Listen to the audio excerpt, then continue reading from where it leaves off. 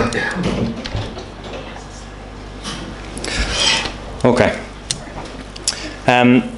Thank you for coming tonight. It's great to see so many people in. It's great, especially to see all the schismers with us, and some of the schism leaders too.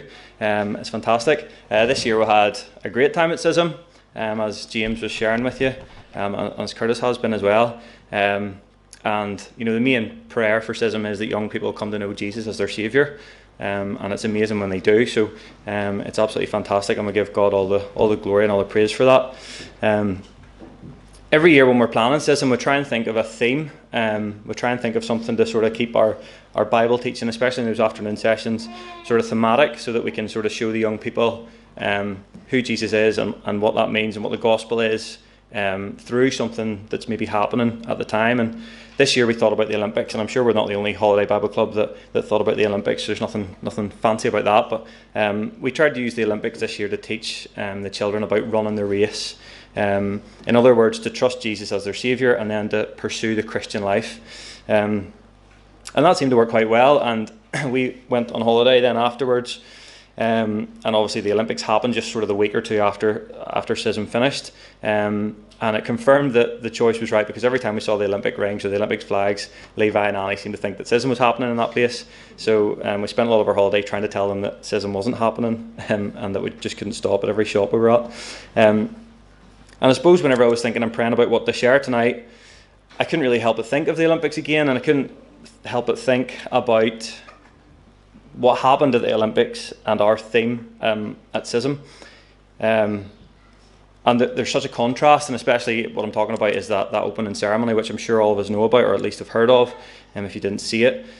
Just a depraved ceremony, and it just was a massive difference between what we were trying to show the young people that week of schism. And in my head it sort of sparked that sort of thought that everybody seems to have something to say about Jesus. Everybody seems to have an opinion on who he is, and what he was here for, or if he even did exist.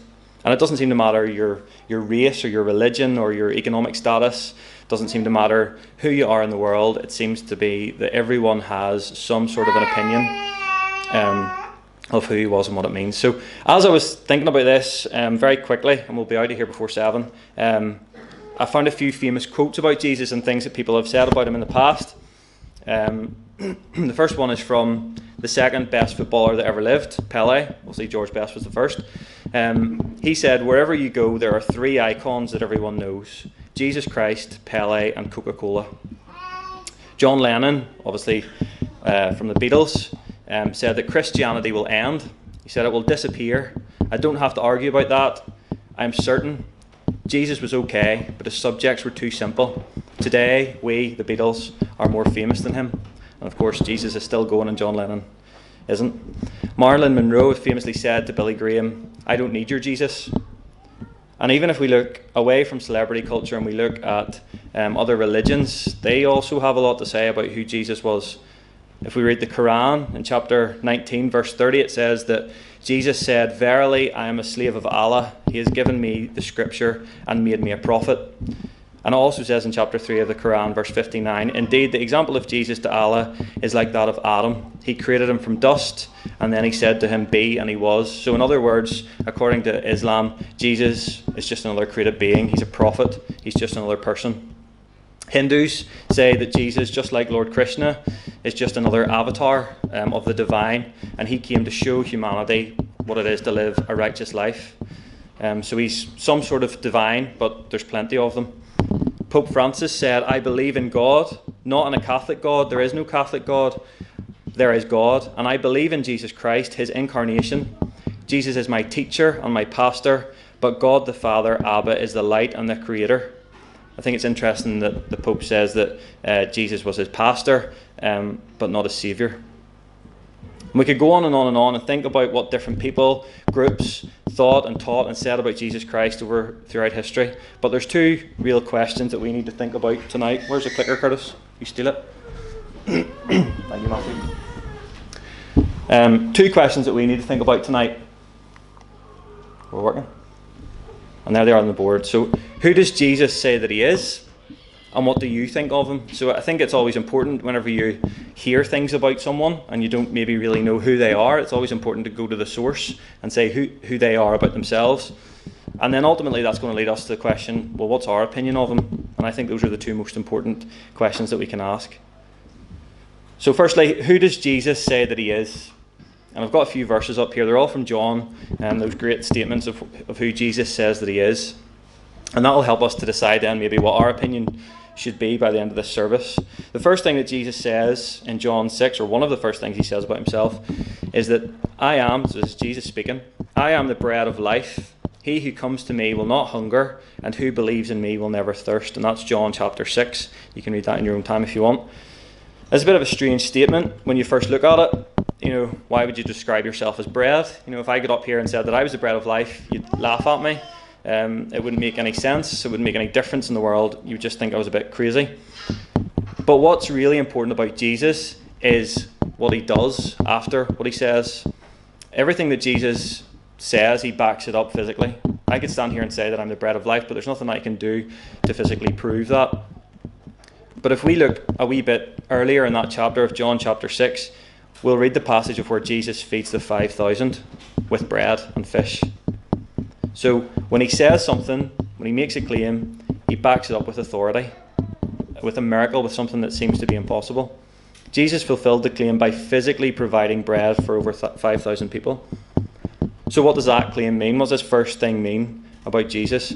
Well, we physically need to have bread every day. Without it, we're hungry.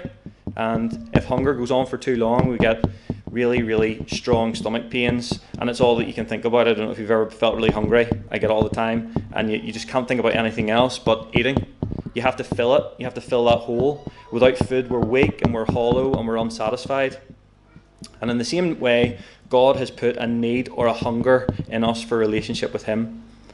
And people try to fill it in lots of different ways. People try and fill it with money and fame and cars and careers and families and the next thing on social media, whatever it is. But what people don't realise is that the only way we can fill our hunger or that need is through Jesus Christ. Jesus is our spiritual bread, and if we come to him, he will give us abundant life, just like he fed the 5,000 people abundantly. The second thing then that Jesus says, going backwards, about himself is this, and it's in John again. Then Jesus again spoke to them, saying, I am the light of the world. He who follows me will not walk in darkness, but will have the light of life. So the second thing that Jesus has to say about himself is that he is the light of the world. I suppose when we're thinking about that, we have to ask the question, well, what is light? What does light do? Well, ultimately it allows us to see things. It shows us paths. It shows us the way forward. It helps us to navigate through a journey. So if Jesus is the light of the world, then that means that without Jesus, our life would be in darkness. Without Jesus, we wouldn't be able to navigate through life, and we wouldn't be able to see as we ought to. So the opposite of light is darkness, or as the Bible talks about it, sin. And you know, sometimes people are happy to walk in the darkness or stay in their sin. They think maybe they know better. But Jesus tells us that we need to have the light of life. And again, Jesus backs this up. He doesn't just say it and then walk away and leave it. He backs it up with authority. Because in the next chapter, so that's John chapter 8, in John chapter 9, he heals a blind man. So someone who had never seen light in his life, didn't know what life was or light was. He lived in darkness. Now he had perfect vision. Not only can Jesus heal physical eyes, he can heal spiritual ones as well. Thirdly, Jesus said, I am the good shepherd. The good shepherd lays his life down for the sheep. So Jesus declares himself to be the good shepherd. And I don't know if you were here the Sunday before CSSM started. Curtis talked to us about Jesus as the good shepherd. And if you're on YouTube, Ballyhalbert Gospel Hall's YouTube page, you can go and find that sermon again. And during that sermon, he reminded us that sheep aren't the most streetwise animals. They're very easily scared. They can get led astray, or worse, they can go to their own death because of how scared they are. And he talked to us about how desperately they need a shepherd to guide them through life. And Jesus here calls himself the Good Shepherd. So if we trust in him to be our guide in life, then he promises to protect us and keep us. And yet again, he has proven this.